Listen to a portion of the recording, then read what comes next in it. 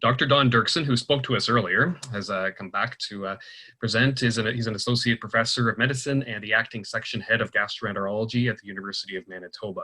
He is chair of the CCA's Professional Advisory Council. I'm pleased to hand the reins back to you, Dr. Duerksen. Great, thanks so much, Mark. I'm going to,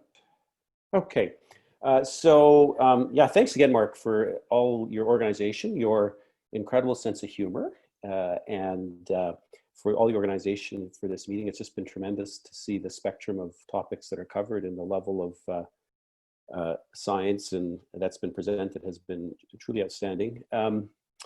I'm the last speaker, and I am presenting some data, so hopefully people who have stayed on, and I thank everyone that has, it won't be something that will be too confusing. We're going to try and make it pretty straightforward. And I do want to take the opportunity to thank the CCA and the J. Campbell Award as well. I notice, James King was funded by them, Justine Dowd has been funded by them, and this study was also partially funded by them. And so their reach, I think the reach of this fund has really been quite incredible, and it's really a testament to one of the areas that the CCA supports, and that's the area of research. So as far as the Doggie Bag Study goes, the acronym, which you can see here, determination of gluten grams ingested and excreted by adults eating gluten-free. This was actually come up, I think maybe the hardest part of the study was coming up with this title, and we credit Jocelyn Sylvester for that. Jocelyn also, I would credit for really driving this study forward, both with respect to some of the collaborations and also with the data analysis, which was at times very complicated. So she was just crucial to this study. Now, in terms of celiac disease, I think, and we've heard a bit about this today already, that the paradigm we like to think about is that we make the correct diagnosis, and we do that with serologic testing. We've heard about that. We do about that with biopsy. We've heard about that. Then we launch onto the correct treatment, but right now is a gluten-free diet. We're hoping that in some days we're going to add to this, and there might be some medications that are involved in this. And that gluten-free diet, it depends partly on knowledge, on motivation, on social adaptability, and other things. And then the eventual outcome is that, number one, the symptoms resolve. Number two, some of the abnormalities, such as the lab abnormalities, get better, the antibodies disappear, and ultimately that the biopsies normalize. And I think for a lot of people, that is the paradigm that does indeed happen.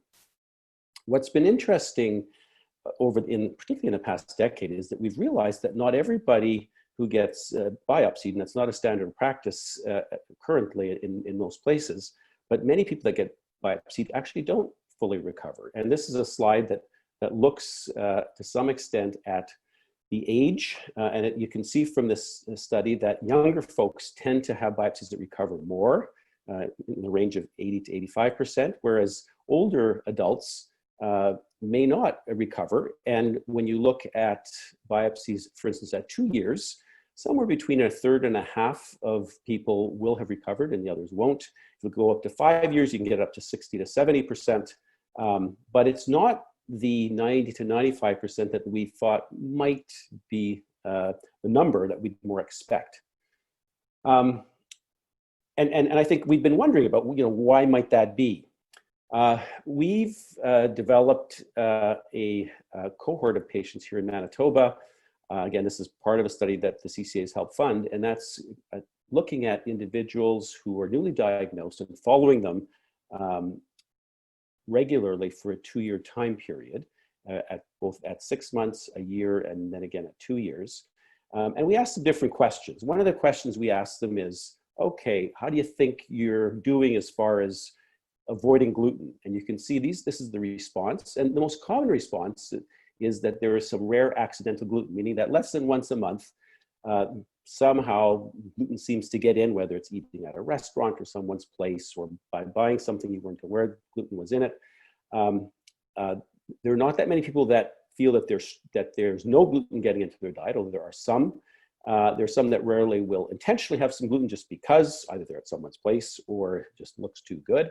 And then it's also very rare that people are completely unrestricted. So most people have some type of adherence. But at least from this, there's some indication that maybe there is some gluten that's getting in. And one of the developments in the past, again, few years is better testing to actually look at gluten. And so the concept of using gluten as a biomarker is something that has come up. And what we can do is we can measure how much gluten we take in, potentially, so we could evaluate in food. I'm eating something, is there gluten in it? And then can we measure whether it's coming out? And it turns out that even though gluten is a protein, it is excreted in the urine, so you can recover it in the urine, you can recover gluten fragments, and it's also recovered in the stool. And this whole paradigm led to the creation of this study called the Doggie Bag Study. And what this was a study that looked at some of these patients, a subgroup of patients from the Manitoba Celiac Disease cohort. We took 18 of them, and this was at the 2-year mark. They had been in the study for 2 years. And what we did was, at the end of that study for 10 days, we collected their food, we collected their stool, we collected their urine. And because we collected their food in little doggy bags, this led to both the acronym Doggie Bag Study. We also looked at 3 individuals who were eating gluten and were not on a gluten-free diet, 3 controls. So we get some sense as to, how much gluten is normally present in a diet, and, what is the excretion rates in urine and in stool. And this gives you some idea of the study design. So again, it was 10 days.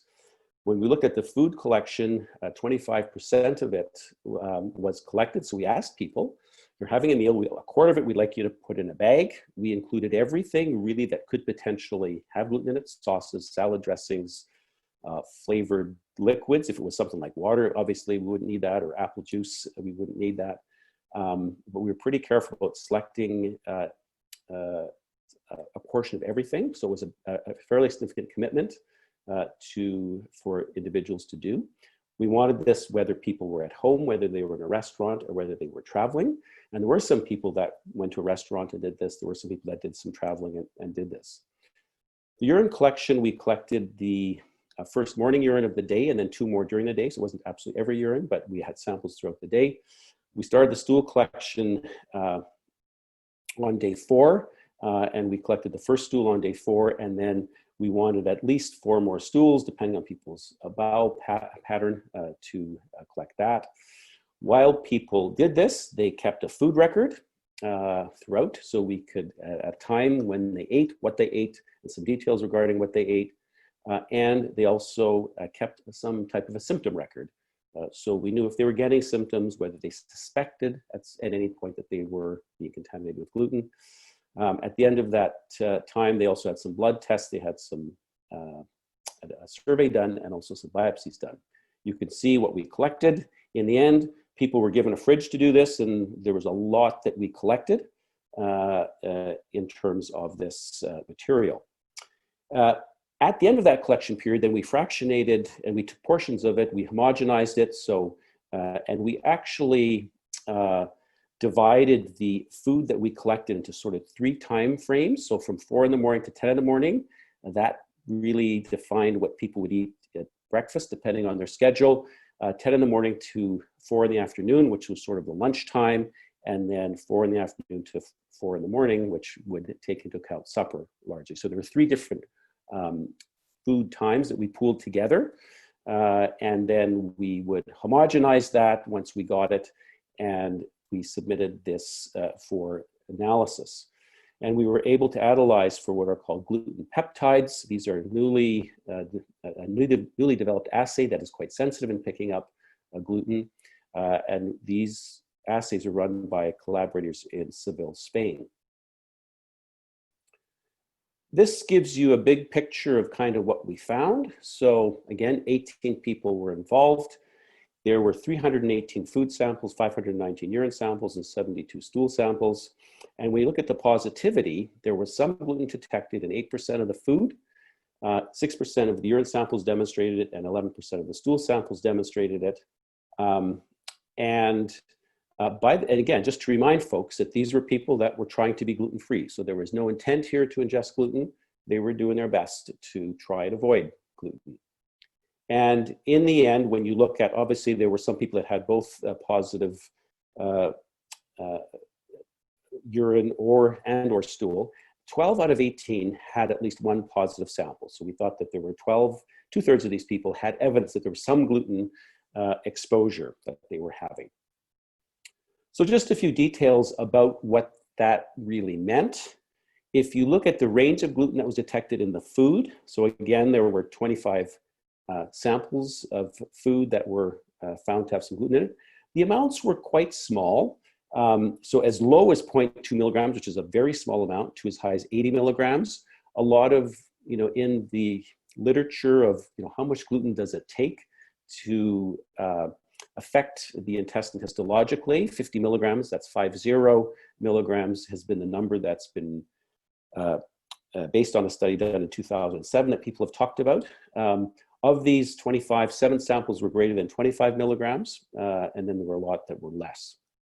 When you look at which meals this occurred at, it was less likely at breakfast, but it occurred at breakfast, but more likely at lunch and supper. And really it was distributed throughout the days of the study, not just at the beginning or not just at the end. It was really distributed. It seemed like more of a random type of occurrence.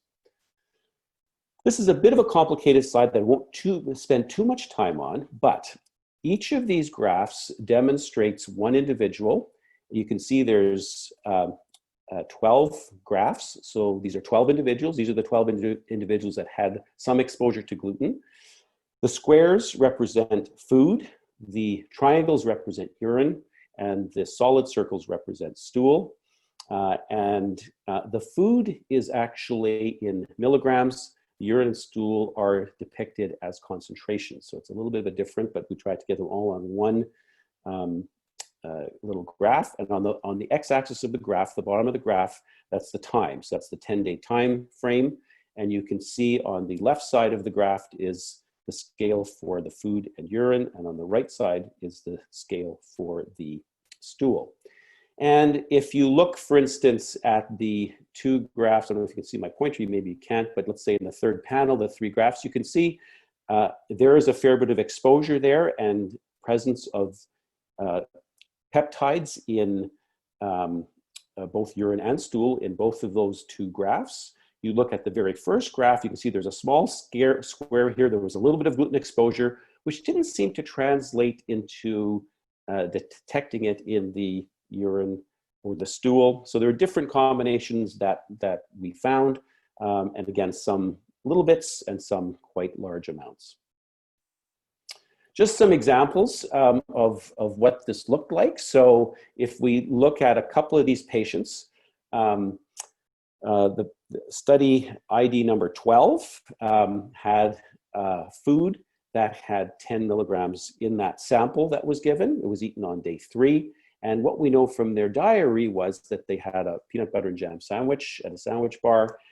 That was at a sandwich bar that had a gluten-free labeled oat product. They had a gluten-free spaghetti and Parmesan cheese, and they had a cheesecake later on that all had gluten-free labels on them. But there was some gluten detected in that sample. This is the sample of the person that had the least amount of gluten detected on day 5, eaten at 5 o'clock, where there was they consumed a cheese-flavored corn chip and a hard caramel candy. Again, these chips were labeled gluten-free, very tiny amount of gluten. And then just an example of the 80 milligram exposure where the individual had hamburger and potatoes. We don't have much more detail on that. The individual had some symptoms, but did not suspect that there was any type of gluten exposure with this. And I'll say a bit more about that association in a second. Just in comparison, this is what the normal, which would be someone who's not avoiding gluten, would look like. These are the 3 individuals that were consuming gluten. You can see there's a lot more higher triangles, a lot more higher squares, and also solid circles, demonstrating how, at another level, just how much gluten there can be in a diet when you don't restrict it at all. So clearly everybody that we were studying had decreased their gluten substantially, but there were still these occasional moments where you would find that there was some stool present or some gluten present. Again, analyzing this, we looked at it in a sort of a granular fashion, and there were 8 episodes of gluten that when they had it, then we looked in the urine, and it's anywhere between 2 hours and 48 hours, so it'd be up to even 2 days after we detected some gluten in the urine. When we looked at the correlation between gluten and the stool, it took about anywhere between 2 and 4 days for gluten to appear in the stool after having ingested it. And there were 4 patients who had very small exposures, less than 2 milligrams, and they didn't seem to have any. We found the gluten in the food product, but we didn't find any of the peptide. The GIP is the peptide in the stool or the urine, and that may relate just to the very small amounts that were found. One thing that surprised us a little bit, and I know that Mark's put a couple of questions, one on how many people get reactions and what the timing is and what some of the symptoms are. It's interesting that what we found was that when people had these exposures, a lot of times they were not associated with, they weren't suspected. And so individuals didn't think they were consuming gluten. And only 4 of the 25, so a minority of the exposures were suspected based on symptoms. When we looked at the higher amounts, so the 6 people that had an exposure of greater than 25 milligrams, only 1 of those actually suspected that they were having gluten contamination. And there were 4 out of 7 patients with no suspected exposures, but they had at least 1 positive sample. The other thing that we found was that when people suspected gluten exposure, it's not always associated with gluten in detection. So there were 11 of 18 participants who suspected a gluten exposure. Of these 11, 8 had a positive sample, but only 2 of them were actually related perhaps to the time, and there was and when they did suspect it, only on 2 occasions did the participant correctly identify the culprit food when the gluten exposure was suspected. So this again showed that there wasn't necessarily an ability to, if people suspected gluten, it might not have been associated with any type of gluten exposure. So that's the study. We've published part of it in gastroenterology. Another part is being prepared and will be published shortly. I think what this study shows is that when people are on a gluten-free diet, there's still some gluten exposure that occurs. Much of it is at quite a low level. But most of the time, these are not suspected by people that are on a gluten-free diet. Like any research, this leads to more questions. And what we didn't, it's a small study, there's 18 individuals involved. Although we have biopsies on them, the correlations weren't very good because people were still in the recovery phase of their celiac disease, as it was done 2 years after they started a gluten-free diet. But the questions are, these exposures, and these happened over a 10-day time period, if they occur chronically, does that have any impact on the failure of the histology to normalize? Does it result in the intestine not normalizing as quickly as we thought, or as completely as we thought they might? Do these have any role in long-term symptoms? Do they have any role in long-term complications? At this point, we don't know. What we do say is that we talk about a gluten-free diet, and for many people, we think that it may not be gluten-free. It's certainly gluten-reduced in a big way, but it may not be completely gluten-free. The other concept which I think we're starting to think about is when people are exposed to gluten, there may be different thresholds. We know there are different thresholds for causing symptoms. There's some people that get very little symptoms. Some people, it takes very little gluten to cause a lot of symptoms. Are there different thresholds for affecting the histology or the mucosa of individuals that have celiac disease? So these are all questions that require further study. And we're hoping that with time we get more answers to this. Again, I'd like to thank Jocelyn in particular, but also our collaborators in Boston and also in Spain who helped with this. And again, thanks to the CCA, and we also had some money from CIHR to do some of this work. Like any other research, it takes a lot of people to do something like this, and we're very grateful for everybody that participated and the support that we had. And last but certainly not least would be all the individuals who collected their food, the urine, their stool. It's again a commitment, and their cooperation made this study a possibility. Without them, we couldn't have done it. So thanks for listening, and Mark, I'm happy to answer questions about the study, and I'm here, so I'm happy to answer any other questions that people might have. Thank you very much, Don. Yeah, as he alluded to there, I know we're running about 35 minutes behind schedule, but Don has kindly agreed to stick around a bit later because there were a number of questions that people have thrown out there that didn't quite fit with the presenter at the time, but ones that Don could answer. So I've been keeping a record of those in a parking lot of questions. So after the Q&A for this presentation, we're going to go through a few outstanding questions that I had collected. So thanks, Don, for that. First, going to give away some more prizes. Garo Food produces freshly milled whole plant protein, which is perfect for shakes, smoothies, and baking. The preparation of their product with soak, sprout, steam, dry, roast, and mill, it neutralizes the digestive discomfort that's caused by beans and improves protein bioavailability and absorption. They proudly use pulses, the dry seeds of legumes, the lowest carbon footprint food. Your prize pack has a $35 value, and we're giving away 10 of these prizes. The winners are Maureen Gilroy from Winnipeg, Manitoba, Melina Robinson from Stony Creek, Ontario, Vanessa Coco from Toronto, Ontario, Nancy Collett, also from Toronto, Ontario, Gail Lumber from Toronto, Ontario, Jill Ramsey from Cochrane, Alberta, Stuart Cole from Bowen Island, British Columbia, Shay Lilliord from Chestermere, Alberta, Laura Hamry from Ayr, Ontario, and Elizabeth Richards from Surrey, British Columbia. Congratulations, everyone. So we'll move into some questions for Don. So to start, in the study, as gluten was detected, were participants identified as whether they were living alone, eating gluten-free, or living with others who ate gluten? Yeah, that's a good question. We have that information. Although I can't tell you what exactly, we haven't looked at that specific point. We have the information in terms of whether people were living by themselves or with somebody. Again, we also have whether they were traveling at home or at a restaurant. I know there's a lot of us who feel like I'm still getting sick, even though I'm eating strictly gluten-free. Like, what would you advise people who feel like they may be in this boat? Gluten is sneaking into their diet and they don't know what to do.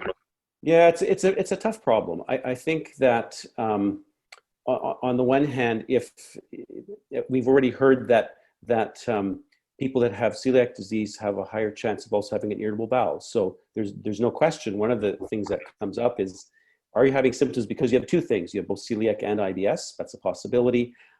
I think that it does start with an assessment, both from a dietitian and a gastroenterologist, to look at the markers we have right now, the diet assessment to see how well you're doing on a gluten-free diet, and some blood work to see how well you're doing. They're not perfect. We don't have perfect biomarkers. We don't have perfect tests that say you're 100% gluten-free or you're not. But I think that's where it starts, is trying to determine just how, whether there are any obvious gaps in terms of the gluten ingestion. I think that when you get beyond that, and let's say that things are looking really good, from a testing point of view, from a diet assessment point of view, and you're still not doing well, that's usually the point that we suggest it may be worthwhile doing a biopsy to see if there is in fact healing. And if there's not, then I think it does lead to the next question of maybe there is gluten getting in, and then we've sometimes even gone to quite restrictive diets where we do avoid eating out for a period of time, and we avoid processed foods as almost totally to see if we can't improve from that perspective. But it's a bit of a long road, that's for sure. Are there home test kits that you recommend or not for, like, I know there's urine test kits we see out there, stool test kits. Is that anything that you would recommend? Are they worth any money? Sure. So, I think, in fact, the test that we use in our study, that type of test is now available. There are other detection kits that are out there.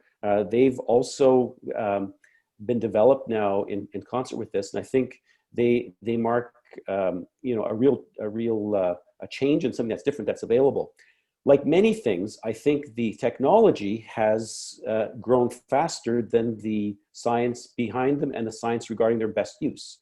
And so I'm lukewarm on it. I'm not lukewarm because I think they're bad. I'm lukewarm because we don't have the data to know how best to use them. On first blush, this would sound like a fantastic thing to have. When you look at it more closely, you realize that, number one, some of these are too sensitive. So you may pick up gluten, tiny amounts that probably have no impact whatsoever, and you're going to be avoiding something needlessly. That could be a problem. The second problem is, food's tricky. You have matrices of food. You've tested one part of it. It was fine. Does that mean the whole plate was fine? We don't really know. And so I think there are caveats with them all in terms of what are the potential false negatives, what are the potential false positives. So I think it's something it's worth knowing something about before you jump into it, and then also knowing how to interpret a result. So some people do find it helpful. So you're not going to get from me, Mark, a total endorsement from these things. I would say learn about it and think about how you're using it before you use it. The matter of interpreting results. So, I mean, it's one thing to do it at home, but if you guys use for this study, obviously, stool and urine samples, is this something that we should ask our doctors to check if we're still getting symptoms and we can't figure out why? Like, if gluten is found in urine as well, could that mean there might be damage to the kidneys in a celiac? Would that be something to worry about as well? So a good question about the gluten fragment in the kidneys. Now, as I think everybody online knows, obviously celiac disease is associated with many different organ systems, including the brain, which we heard about today. The kidneys don't seem to be affected at this stage, and we don't think these gluten fragments that we recover in the urine have any pathogenic or role in causing any disease or damage. So we think they're merely biomarkers. They're innocent bystanders that we find there. So we don't think that's an issue. I think there may be a potential role of looking for these fragments or looking for gluten if celiac isn't getting better. Again, the problem is, and here's the gap in knowledge we have, is that we don't really know if you're going to do that. You're probably going to have to do this on a regular basis, because it may be the exposure over 3 months that's doing this. Small exposures over 3 months, and do you have those? Well, that's committing you to a long time of monitoring your food and your urine. Is it really going to be worthwhile? This is going to be something that we're going to have to look at, and I know there are some studies looking at how to use these tools, and I'm hoping we get more answers with those. And can you explain a bit what's refractory celiac disease? How can people know if they have it? And one former patient actually asked a question in here. They said you diagnosed them with it, and they're asking if there's any recent information on it. So sure, yeah. If you look at a celiac disease, we say that the treatment of celiac disease is a gluten-free diet, and for 99% of people, they respond to that. There's about 1% that don't, and it's a group that. If you look at that small number that don't respond to a gluten-free diet, there's usually 2 broad reasons for it. One is it can be associated with an underlying lymphoma, and that's a concern because it's a serious type of cancer that it's rare, but it's serious. The other group is not associated. The other group of refractory celiac disease is not associated with cancer malignancy, but for some reason that we don't know about, it doesn't seem to respond. And at this stage, because it is not a common problem, we don't have clinical trials of medications to use, although we have some case series. So there are different medications that are tried for it, but and in fact, some of the medications that Doug was talking about today, some of the study medications that are out there are being considered for treatment of refractory celiac disease. So there's certainly great interest in trying to manage it better, and so I think that's where we're going to see more work being done. You mentioned lymphoma. So on the connection between celiac disease and cancer, yeah, I know there's non-Hodgkin's lymphoma tends to be the one we're at higher risk. What about, someone asked about leukemia. Has these links been, have these links been looked at? Is there a role of IgA, lymphocytes, inflammation? As far as we know, leukemia is not a risk factor. Lymphoma is the big one. There's a very small incidence of increased cancer of the small intestine, adenocarcinoma of the small intestine. That's an uncommon condition to begin with, really uncommon, but even more so, more uncommon in, but it is more common if you have celiac disease. But other malignancies don't seem to be related. Okay. Does someone asked if microbial transglutaminase used in the food processing industry could cause damage in someone with celiac disease? As far as we know, and so this is talking about microbial transglutaminase. Mm-hmm. Yeah, I don't believe that that's been looked at that I'm aware of. From a theoretic point of view, I wouldn't see that as being necessarily a problem. So someone just followed up on the non-Hodgkin's lymphoma. Can you name the specific type of it that's related to celiac? Yeah, there are two different types of cells. There are B cells and there are T cells. It happens to be a T cell lymphoma that is in particular associated with celiac disease. Okay, I'm jumping into the questions that aren't quite related to your talk now, the parking lot ones. As someone who feels sick, like a lot of us, I mentioned earlier, feels sick even eating strictly gluten-free, the question came up, is the 20 parts per million a threshold something that needs to be revisited? Part of that threshold, I think, was based on what we could detect. And now our detection abilities are better. And as I alluded to it in my talk, there may be, and this is a bit of a problem, but we apply these thresholds to a population, and yet there may be individuals within that population that may have different thresholds, and yet we need a standard that applies to everybody. So I do think given our ability to detect gluten, there may be some interest in looking at this 20 parts per million and just how valid that is. I think when we look at the 2007 study by Katassi that looked at amount of gluten that causes intestinal damage. And here again, there's a bit of a difference between when we talk about 20 parts per million, we're talking about a concentration. When we're talking about amount, we're talking about a physical amount. And so if you ingesting an awful lot of something, then it doesn't take that many parts per million, less parts per million to do it. Whereas if you're only eating a tiny bit of something, it might be 100 parts per million and it may be just fine. So amount seems to be more important than concentration, but we express everything in terms of parts per million. But to answer your question, I do think that it may be something. I think that number probably is quite good, but there may be an opportunity to see just whether there needs to be any change in that. There was a lot of talk today about the DQ2 and DQ8 genes and how if you don't have those, you're almost for sure not going to be a celiac. But someone asked, like, is it possible? What percentage would we see of celiacs who don't have those genes? It's virtually zero. It's virtually zero. So, and I think this point has been made. I'll make it again. The value in HLA-DQ, DQ8 is excluding celiac disease. So if you had the test done and you do not have those, number one, currently we think you're not going to get celiac, you don't have celiac disease, and number two, you're not going to get celiac disease. So that's the big value in doing that test. It would be considered extremely rare to get celiac without having one of those two haplotypes. Exactly. Yeah. When I have a newly diagnosed, or someone who's a parent of a child that they're wondering if their child might be celiac. They don't want to go through the grueling gluten challenge or biopsy, but getting the genetic testing is a great way to exclude them. So if it's negative, it helps you, and if it's positive, well, then you still have a bit of a conundrum. But absolutely, a negative is very helpful in that context. Speaking of the gluten challenge, is there any sense of how far we are from having celiac testing that doesn't require going on a gluten challenge? And for people who aren't familiar with that term, eating gluten for a number of weeks before you get tested. How long do you need to eat gluten before getting tested? Like, what if someone gets bedridden when they eat gluten? What do you suggest there? Sure. This is something that we've looked at, the CCA PAC has looked at, and we've also written a little document on that. When we looked at the data, there isn't a lot on this, but it probably is 4 to 6 weeks that you need to be on it.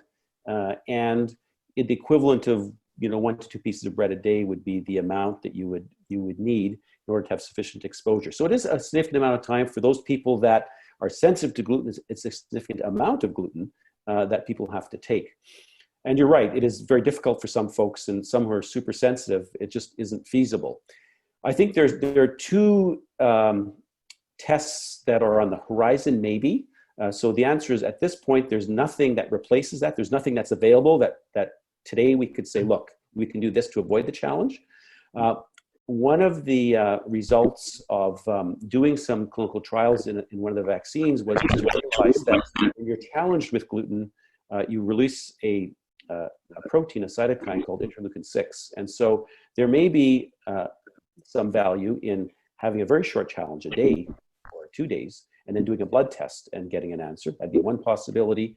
And then there's another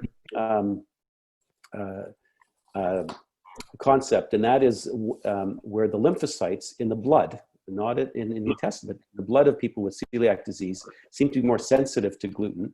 And there is something called an HLA-DQ gluten tetramer, which is a gluten that's manufactured in the lab. And if you incubate that with these cells, they can react without needing to be on gluten at the time. And so this tetramer, this gluten tetramer, is the other potential non-invasive test that wouldn't require gluten. Neither of these are available, but I mention them simply because there is some science that is going in a direction that may lead to lesser, either not needing to be on gluten at all, or perhaps a very short challenge. Sounds like a dream. We'll hope. We have heard a lot today about how first-degree relatives should be tested. Would you recommend that we ask second-degree relatives to be tested, grandchildren, aunts, uncles? So if you look at some of the numbers, and you're right, we focus a bit more on the first-degree relatives for sure, because their risk is higher. The numbers I've seen for secondary relatives, would be somewhere in the range of 5%, whereas we're quoting 1% as being the prevalence in the general population. So it is increased, but not as much as in first-degree relatives.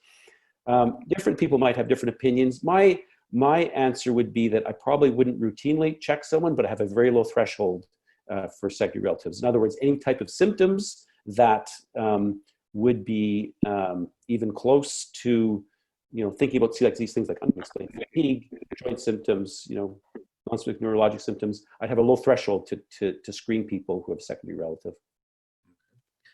Could you talk quickly? I know the CCA has a position on the NEMA sensor. Can that be used to test the urine as well instead of food? No, it's a food test. Yeah, it's definitely a food test. And again, I think what I spoke about earlier is the fact that sometimes it's too sensitive.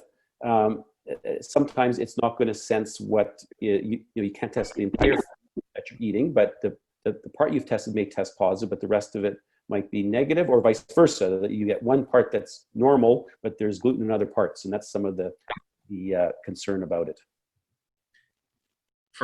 We know there's a strong association between thyroid disease and celiac. Do you have any tips that you would give people to prevent associated diseases like thyroid apart from the gluten-free diet? Is there any other lifestyle changes? There is a bit of data to suggest that adhering to gluten-free diet is helpful in lessening the development of other autoimmune diseases. So, but aside from that, unfortunately, no. There's no way of avoiding it. The number that gets quoted is about 30%. That's 30% of people may be at risk of thyroid disease. If you look at the follow-up suggestions that Dominica talked about earlier and that are on the CCA website, monitoring thyroid is one of the things that we recommend because of the that association. But unfortunately, there's not much else you can do to prevent it other than free. Okay. So we talk a lot about how the vast majority of celiac disease sufferers are undiagnosed. If we're talking like 80% or whatever, should we be doing mass screening, do you think? Or at least maybe for children, like I believe Italy was doing a while back? Yep, some European centers have looked at mass screening. There again, it depends which way you look at it. If you look at the number of undiagnosed, there's lots of them. But if you look at how many you have to screen to find somebody, you have to screen a lot of people. And so if you look at both and there's other factors to look at, when you weigh all the pros and cons of mass screening, and cost effectiveness, unfortunately, has to weigh into this as well. In other words, cost of screening to benefit. I think most people have not advocated that. I think what really has been the push, and I think needs to be the push, is case finding. And that means educating people about all the different symptoms and signs associated with celiac disease to really broaden the criteria for testing so that we're testing individuals that have a higher likelihood based on their symptom complex.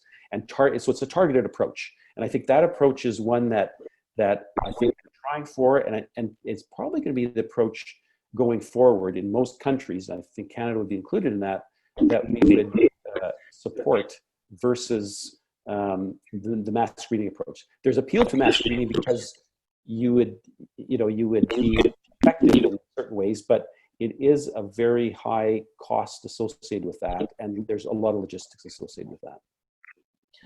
Okay, I'm going to turn to DH for a second, dermatitis herpetiformis. Say someone has to go on the gluten challenge, if they get the rash right away, can they go get a skin biopsy and then not have to be eating gluten for 4 to 6 weeks or whatever? Is that sufficient, the skin biopsy, to diagnose? Yeah, it should be. Yeah, I would say that skin biopsy, that would be totally reasonable. I think, if you're going back to the gluten challenge from a gut point of view, some people advocate, for instance, after 2 weeks to do a TTG level. And if that's gone up, then you might not have to wait the 4 weeks or the 6 weeks. Then at that point, there'd be an indication that there's some reaction going here, and that could be your biopsy. What would you say for, like, you have first degree relatives that are asymptomatic, they were checked with genetic screens and have the genes, would they need to be, do you think they should get the antibody test every couple years? Like, people are really, like my own family, for example, like I don't have any symptoms, I'm not going to get tested for that. What would you tell people if they have had the positive gene test in terms of how often should they be tested with the blood? Yeah, that's another area of, I'd say, a bit of controversy in terms of what the best way to go is, and is there an interval that would be recommended? And it might depend a bit on age, etc. I think that, and I won't speak for the pediatric folks, you're a bit more aggressive, and I think that's legitimate because there's growth issues, etc. that's going on. When it comes to adults, we're probably less aggressive. And the easy answer, from my point of view, again, is to absolutely test if there's any clinical concern that anything has changed from a health point of view. And again, my bar for symptoms would be very, very low, in that if this is fatigue, if this is joint symptoms, the list is long. Any of those symptoms, to me, my threshold would be, let's check. If people were totally fine, really not having anything, then I think you could have a pretty long interval. You could argue 5 years, 10 years. Someone said that they heard a talk where someone was talking about a gluten slurry inserted into the rectum for testing. 1 day exposure is all that was needed for gluten. Is that something you're familiar with? Is that done in Canada? It's not done in Canada. I must say I'm not that familiar with that particular intervention. Have you heard about, a lot of people still suffer from fatigue despite remaining, despite being on a strict gluten-free diet, a clear biopsy, could this be iron deficiency anemia? We know that's related to celiac, or could it be something else? Yeah, I think that probably be one of the more common things that I see in the follow-up of people with celiac disease. A lot of things have gotten better. Gut feels better. There may be a couple, 2-3 years down the road, but fatigue is the one that has not got better. That's a tough one. I think about it very systematically. The first is definitely, how good is the celiac? How good is the gluten-free diet? And I would look at that carefully. The second would be all the associated deficiencies. You mentioned iron. We've talked about thyroid, and B12 is another one that I think we need to look at these to see, is there something that is lacking based on that, sometimes on the basis of an autoimmune disease. And I think Justine's talk was superb, and I think we all live in a stressful environment, and sometimes a lot of it is stress, and I think we need other ways of managing some of that, and some of the things that she talked about are extremely valuable, I think, in terms of exercise, sleep, mindfulness, etc., that can help with some of this. And then there are conditions that are not even associated with celiac disease that we have to think about. So I think the whole fatigue question, it's a non-specific symptom, and you have to methodically go through the different possibilities before, and it's going to be different for everybody. But I think there's a lot of different potential causes of that. I think this will be our last question. Have there been any improvements in testing gluten in medications in Canada? And what should people be concerned about if they're going to their pharmacy? Sure. Yeah, unfortunately not. It's an area that people are aware about, that we're talking to government about that whole issue. And I think it's an issue that we're trying to elevate with respect to looking at gluten in medications. There are some medications that we do know about, there's others that we don't, and I think we'd like to improve those standards. So it's something that we're very interested in. And one of the things is that if you look at the fact that it does take a certain amount of gluten to trigger things, if someone's taking a small pill once a day, it is less likely that that's going to be a factor. I realize that larger pills with perhaps some contamination, it could be an issue. I do think for some medications that is available, for many it isn't, and I think at this point it's an area that is on the radar in terms of, hopefully we will have more information as time goes on. All right, thanks, Don. And I might just stick this in. Someone asked about the DH biopsy. Can it be done by a GP, or does it need a referral to a dermatologist? This questioner is in Manitoba. But... Yeah, I think that's a bit GP dependent. So some family docs feel very comfortable doing it, what's called a punch biopsy, which is pretty straightforward to do. So it could be done by a family doc. I think a lot of times the family doc doesn't feel comfortable with that. And so there is a chance that might need a dermatology referral. Okay, we'll close it off there. Thanks for sticking out with us, Don, and taking all these additional questions. Not at all. Really appreciate it. All right, so it's been a long day. I know many of you are probably feeling fatigue, like we were talking about. Fatigue and why can't insomnia strike us in the morning? Why does it have to be at night, eh? Did you hear the one about the wrinkled shirt that was always feeling tired? Turns out it wasn't giving enough iron. Needed more iron. Get it? Okay, you probably really can't take any more of these. We know all these celiac symptoms are not nice. Gluten, it's just a moment on the lips, but a day on the toilet. With that, we've reached the closing part of our event. I hope you've all found it as fascinating as I did. Thanks for bearing with us amid the technological challenges that inevitably come on with pulling off an event like this, and the timing issues, things never seem to run ahead of schedule. It's always behind schedule. I'd like to thank Melissa Secord, the CCA's Executive Director, who you see on camera there too, for the countless hours of work she gave to put this event together and ensure it was a success. She was doing all the technical, logistical stuff behind the scenes today, so thank you very much. As soon as this event ends, a survey with some questions should pop up. Please do us a favor and take a couple minutes, if you could, to complete the survey to help us understand what you liked, didn't like, etc. We'd very much appreciate your participation. It'll help to inform our preparations for the next event that we do. And speaking of which, we're planning a second online conference, similar in nature to this one, on Sunday, November 15th. So mark your calendars and be sure to watch your email for upcoming news about that. I'd again like to express the CCA's sincere thanks for our partners who helped make this conference possible. Thanks so much to Provention Bio and Takeda, our lead partners for this event. Also like to thank Dr. Scher, our education partner, and M&M Food Market and Daya Foods, who are our break sponsors. And thanks as well to Promise Gluten-Free, who opened help us open things up today. They're the CCA's 2020 Platinum Partner. The CCA is grateful to all of our prize donors as well. Congratulations to all our winners. So please keep safe during this difficult time. Respect the guidance that's in place with regard to physical distancing, avoiding non-essential travel outside. You know, when shopping, please consider products bearing the gluten-free certification program logo if you're able to find them, hopefully. Remember, these companies made significant investments to ensure that their supply chains, their manufacturing, their processing facilities and such are all strictly gluten-free. That's the logo, you see it there, the GFCP logo. It's an extra step of assurance that lets you know that the product is gluten-free without even having to read the label. The program also generates revenue for the Canadian Celiac Association. So by supporting these businesses that have made these investments for us, you're helping to support the CCA too, and yourself. Thanks to all the companies who have taken the step to become certified. Now, during COVID, we've all had to change our approach to food somewhat. Many of us are ordering takeout more.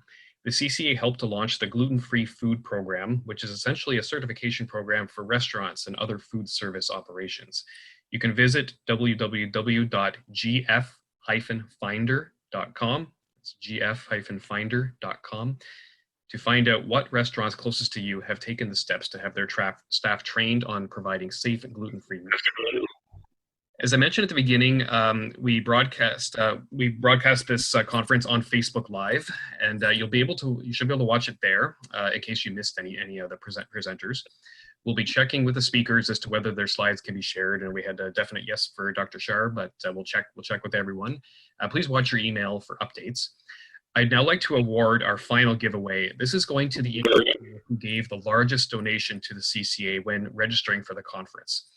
To avoid any potential embarrassment, I'm not going to read her name, but she's from Markham in the Greater Toronto area. Thank you for your $500 donation. Queen Street Bakery makes gluten-free loaves and buns baked for all tastes and tables. They are proud to use ingredients that are naturally full of fiber and protein and naturally free from gluten, nuts, and dairy.